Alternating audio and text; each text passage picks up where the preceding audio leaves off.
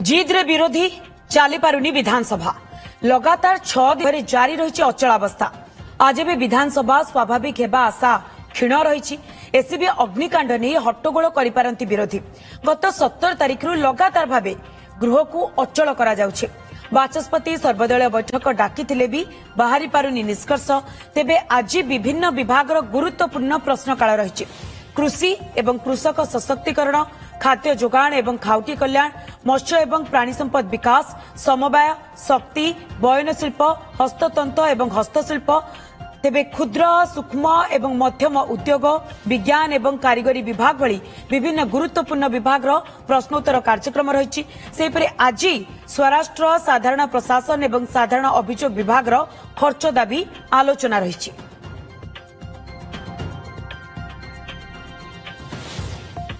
तेज संपर्क में अधिक सूचना सीनियर रिपोर्टर जगदीश दास आम सहित फोन लाइन जोड़ी। जगदीश, गला 17 तारिख आज 25 तारिख हो गला, किंतु गोटे दिन भी गृह सुरुखुरी रे चली पारिला नहीं। आज गृहर कौन सब कार्यक्रम रही एवं आज गृह चलवा नहीं आपण कौन संभावना देखुछंती? आज भाव अचलावस्था जारी रही पारे जेहेतु विरोधी गोटे जिद्रे अड़ी बसुंट एससीबी अग्निकांड घटन स्वास्थ्य मंत्री इस्तीफा दाबी करते स्वास्थ्य मंत्री तुरंत इस्तीफा दिंतु। गतकाली नवीन पट्टनायक से समान कथा को दोहराई जेहेतु दलपति एभली आभिमुख्य तेणुक आज आकलन गृह न चली पारे विरोधी हट्टगोल करपारती जितेबाला गृह कार्य आरंभ हम 10:30 समय किंतु जदि गृह कार्य स्वाभाविक भाव में चले जार आशा की जो बहु क्षीण रही जदि चले कृषि कृषक सशक्तिकरण, खाद्य जोगाण, खाउटी कल्याण, समवाय, पशु संपद, शक्ति ये सब गुरुत्वपूर्ण विभाग प्रश्नोत्तर कार्यक्रम रही। से भाव में देखा मुख्यमंत्री विभाग जहाँ रही गृह विभाग स्वराष्ट्र विभाग, साधारण प्रशासन ये सब ए विभाग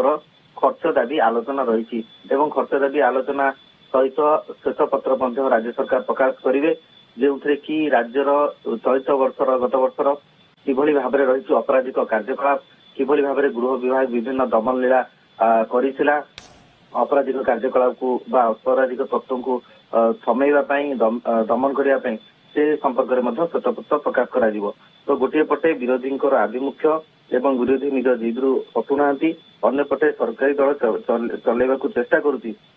यारी भितर बाचस्पति तीन थर सर्वदलीय बैठक डाकी सारी तार सुफल हो पारि ना कौन निर्यास बाहरी पारि ना जो प्रथम ही गृहर मध्यभाग को आसी नाराबाजी दौरान कांग्रेस और बीजेडी विधायक मैंने तो आज भाव में हट्टगोल नाराबाजी दे पारती।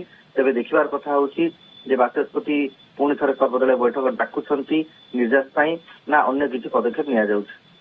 तो यार भितरे जगदीश, विरोधी जदि चाहिए मुलतवी नोटिस आनिकी भी आलोचना करि पारि थांते, किंतु विरोधी पक्षरु ना मुलतवी नोटिस आणुचंती ना सर्वदलीय बैठक सफल होउची, कोनोसी प्रकार निष्कर्ष बाहरी पारु नाही। जगदीश देखंतु जे बुझा स्थिति थिबो बा जानिकी अबुझा होउथबो ताकू ताले बुझा जाई न पारे ए युक्ति मध्ये हम उपस्थापन करबा एथि जेहेतु विरोधी गोटे आभिमुख्य नौचंती जे सरकार को अकल पकाइबा अड़ुआरे पकाइबा जानिकी भी अबुझा होउचंती पाखे यथेष्ट संभावना रही जे आपण प्रश्नोत्तर माध्यम पचारि पारे सरकारी दल को अकल पकई पारे मुलतवी आलोचना नहीं पारे सहित शून्यकाल विभिन्न प्रश्न पचारि पारे जो कि सरकारी दल अकल परिस्थिति सृष्टि पारे किंतु ताहा नक केवल जानी शोला भली गोटे अभिनय करुच्ची स्वांग करुच्ची जो अभियोग आणुची भारतीय जनता पार्टी किंतु सरकारी दल संपूर्ण प्रस्तुत उत्तर रखापी किंतु विरोधी दल कहीं आलोचना को आसुना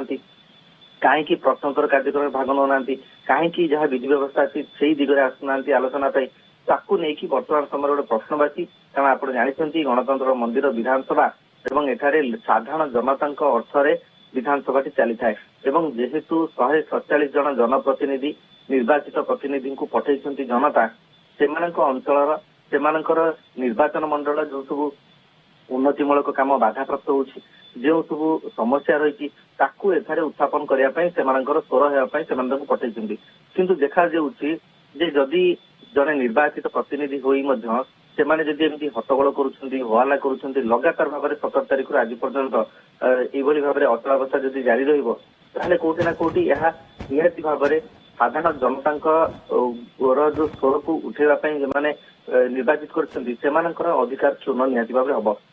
ତ ଏସବୁ ଦିଗରେ ମଧ୍ୟ ଆଲୋଚନା କରାଯାଇ ପାରନ୍ତା, କିନ୍ତୁ କାହିଁକି ବିରୋଧୀ ଆସୁନାହାନ୍ତି ଆଲୋଚନାକୁ, ତାକୁ ନେଇକି ମଧ୍ୟ ଗୋଟେ ପ୍ରଶ୍ନବାଚୀ ଲାଗି ରହିଛି ଏବଂ ଆଶଙ୍କା ବି ଲାଗି ରହିଛି ଯେ କେବେ ଗୃହ ସ୍ୱାଭାବିକ ହେବ। ନିହାତି ଭାବରେ ଜଗଦୀଶ, ଗୃହ କେବେ ସ୍ୱାଭାବିକ ହେବ ଏବଂ ଏହାରି ଭିତରେ ଆଜି ଯେହେତୁ ପ୍ରଶ୍ନୋତ୍ତର କାର୍ଯ୍ୟକ୍ରମ ରହୁଛି, ପ୍ରଶ୍ନୋତ୍ତର କାର୍ଯ୍ୟକ୍ରମ ଚାଲିପାରୁଛି ନା ନାହିଁ ତାହା ଉପରେ ମଧ୍ୟ ନଜର ରହିବ। ବହୁତ ବହୁତ ଧନ୍ୟବାଦ ଜଗଦୀଶ ଆପଣଙ୍କର ତମାମ ସୂଚନା ପାଇଁ।